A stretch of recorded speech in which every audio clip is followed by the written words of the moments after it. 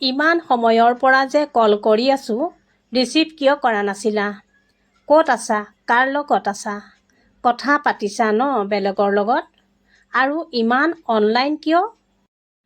আজিকালি ফেচবুকত। মোক আগৰ নিচিনা ভাল নোপোৱা ন আজিকালি? ফোনটো ৰিচিভ কৰিছোঁহে, আকৌ আৰম্ভ কৰিলাই বুলি বেয়া মাতষাৰ মাতি ৰাহুলে তাৰ গাৰ্লফ্ৰেণ্ড ৰিয়াক গালি পাৰিল আৰু ক'লে যে দেউতাৰ লগত ঘৰৰ কিবা আলোচনা এটা কৰি আছিল বাবে ফোন প্ৰায় 10 ছেকেণ্ড সময়ৰ মৌনতাৰ পিছত ৰাহুলে সুধিল, কি হ'ল মৰম?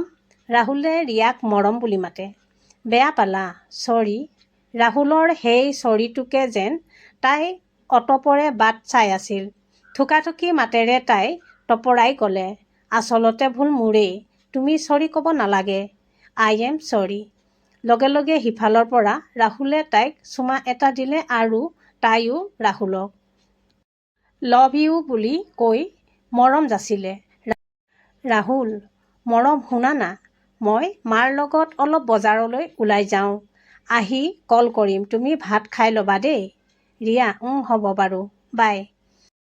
ৰাহুল ফোনটো কাটি আকৌ বেয়া মাতষাৰ মাতি এজনীৰ পৰা শান্তি নাই আৰু বুলি কৈ অম্লানৰ হাতৰ পৰা চিগাৰেটটো কাঢ়ি ল'লে। অম্লান ৰাহুলৰ স্কুলৰ দিনৰে বন্ধু। অম্লান, তই তাইক ঘৰত আছোঁ বুলি মিছা কথা ক'লি যে? ৰাহুল, আৰে ভাই তই নুবুজিবি, মই তিনিআলিত আছোঁ বুলি গম পালে মাথা বেয়া কৰি দিব।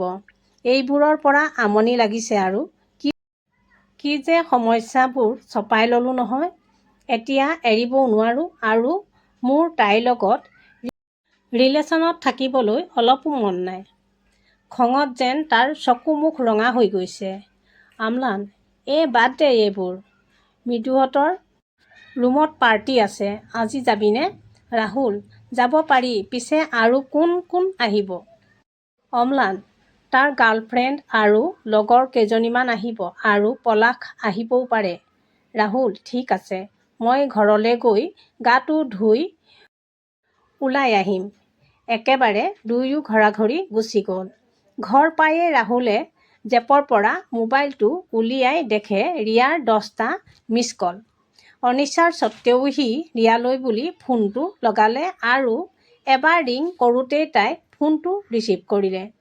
ৰিয়া, হেল্ল', তুমি ঘৰ পালাহিনে?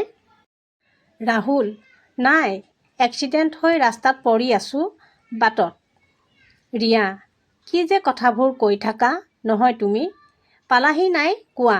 পালোহি, মই গাটো ধুই ভাতকেইটা খাই লওঁ দেই। তুমি খালা নহয়? ৰিয়া, খালোঁ। ৰাহুল, ঠিক আছে দিয়া, বাই। ৰিয়া, শুনাচোন। ৰাহুল, আকৌ কি হ'ল? ৰিয়া, তুমি মোক ভাল পোৱানে? ৰাহুল, নাপাওঁ। ইমান কামোৰ কিয় দি থাকা ৰে? দিনটো এইটো প্ৰশ্ন কিমানবাৰ কৰা তুমি? প্লিজ অলপ নৰ্মেল মানুহৰ নিচিনা বিহেভ কৰিবাচোন। বলিয়াৰ নিচিনা কথা সুধি নাথাকিবা। ৰিয়া, নহয় জানা, মোৰ আজিকালি কিবা এটা বৰ ভয় লাগি থাকে। এনেকুৱা লাগে যে তুমি মোৰ পৰা দূৰ হৈ গৈ আছা। কিবা এটা যেন ডাঙৰ অঘটন হ'ব গৈ আছে আমাৰ ৰিলেশ্যনটোৰ ক্ষেত্ৰত। ৰাহুল মনৰ ভিতৰতে ভুৰভুৰালে। এনেকুৱা দিন আহিবলৈ মোৰ কপালখনত ইমান ভাল নহয় আই। সি ৰিয়াক ক'লে, হ'ব, মই এতিয়া গা ধুব যাব পাৰোঁনে? ৰিয়া, ঠিক আছে, যোৱা। প্ৰায় 2 ঘণ্টামানৰ পাছত ৰাহুলে ৰিয়াক ফোন কৰিলে। ৰিয়া, কোৱা। ৰাহুল, মই আজি জেঠাইহঁতৰ ঘৰত থাকিব যাওঁ, তুমি ফোন কৰি নাথাকিবা দেই, ভাল নালাগে ডাঙৰ মানুহৰ আগত ফোনত কথা পাতি থাকিবলৈ। ৰিয়া, কিন্তু তুমিচোন মোক কোৱা নাছিলা জেঠাই ঘৰ যাম বুলি? ৰাহুল, এতিয়া ক'লোঁ নহয়, আৰু প্ৰতিটো কথা তোক লৈ ফুৰিবলৈ মোক তোৰ নকৰ বুলি ভাবিছ নেকি? ৰিয়া, তুমি কিয় এনেকৈ কৈছা? মই তোমাক বেয়াকৈতো একো কোৱা নাই। আৰু শুনাচোন, যদি পচিবল হয় তেন্তে প্লিজ আজি নাযাবা না? মোক কিবা এটা বৰ ভয় লাগি আছে। ৰাহুল: আচলতে ভুল মোৰেই জানা। ক'ৰবাত যোৱাৰ আগত তোমাক ফোনেই কৰিব নালাগে। এনেই মূৰটো বেয়া হৈ যায়। ফোন কৰি নাথাকিবা, মই যাওঁ, বাই। ফোনটো কাটি অম্লানৰ সৈতে বাইকত উঠি ৰাহুল সিহঁতৰ বন্ধু মৃদুৰ ৰুমলৈ বুলি গ'ল। ৰাহুলৰ খং উঠি থকা মুখখনলৈ লক্ষ্য কৰি অম্লানে ৰাহুলক সুধিলে, কি হ'ল, তোৰ আকৌ কিবা লাগিলি নেকি? ৰাহুল: কি ক'ম তোক ভাই, মই নোৱাৰিছোঁ আৰু এইজনীৰ লগত মানুহ ইমান কামোৰ কেনেকৈ হ'ব পাৰে। অশান্তি লাগি গৈছে। ভগৱানক এটাই প্ৰাৰ্থনা কৰিছোঁ যাতে কেনেবাকৈ হ'লেও এইজনীৰ পৰা মোক দূৰ হোৱাৰ ৰাস্তাটো দেখায়। পাগল হৈ যাম মই। নিজৰ মাৰ কথা নুশুনো, তাই কোন মানে? এনেকৈ ৰিয়া আৰু তাৰ সম্পৰ্কটোৰ কথা আলোচনা কৰি কৰি সিহঁত মৃদুৰ ৰুম পালেগৈ আৰু ৰিয়াৰ ফোন আহি থকা দেখি ৰাহুলে ফোনটো ছুইচ অফ কৰি দিলে। মদ ডাঙৰ নিচাত যেন সিদিনা সিহঁত মাতাল। তাতে মৃদুৰ গাৰ্লফ্ৰেণ্ড আৰু তাইৰ বান্ধৱী কেইজনী সকলো সুৰাৰ ৰাগিত মতলীয়া। ৰাতি 12 বাজিছে। নাচ গান কৰি সিহঁতে যেন ক'বয়ে নোৱাৰে দিন নে ৰাতি। হঠাৎ যেন ৰাহুলৰ ৰিয়ালৈ মনত পৰিছে। তাৰ চকুৰ সন্মুখত তাইৰ মুখখন বাৰে বাৰে আহি আছে। তাৰ মাতষাৰ শুনিবলৈ ব্যাকুল হৈ থকা ৰিয়াৰ সেই মৰমলগা মুখখনি যেন তাৰ দুচকুৰ সন্মুখত বাৰে বাৰে দেখা দিছে। খুব মনত পৰিছে তাৰ ৰিয়ালৈ, যেন এতিয়াই সি তাইৰ ওচৰত গৈ তাইক বুকুৰ মাজত সাবট মাৰি ধৰিব। বুকুখন কঁপিছে তাৰ কিবা এটা শংকা।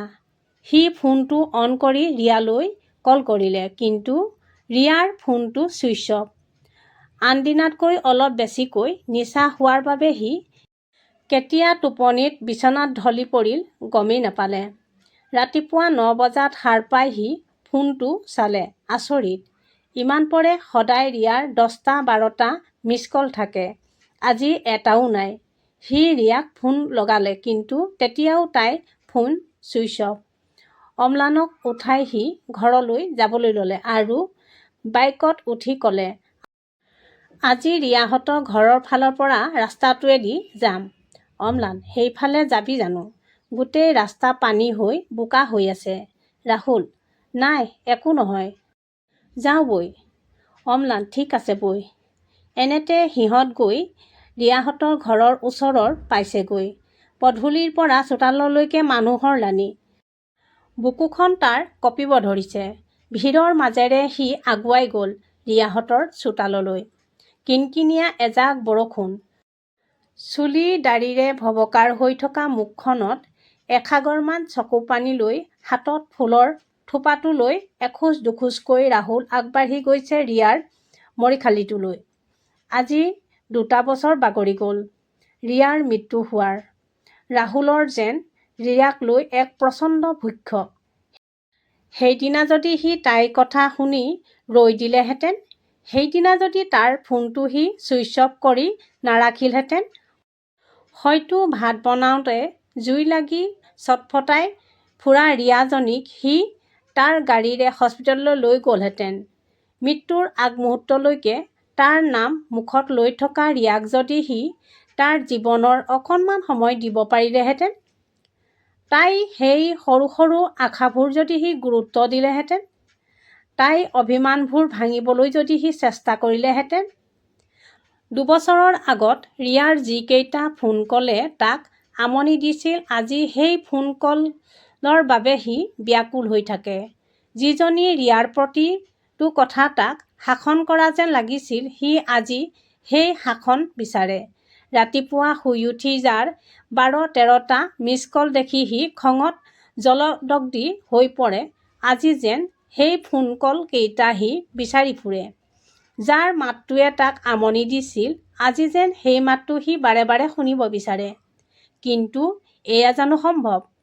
আমি আন্ধাৰৰ অতীতক কেতিয়াও পোহৰাব নোৱাৰোঁ। সেয়ে বৰ্তমানক কেতিয়াও আন্ধাৰ হ'বলৈ দিব নালাগে।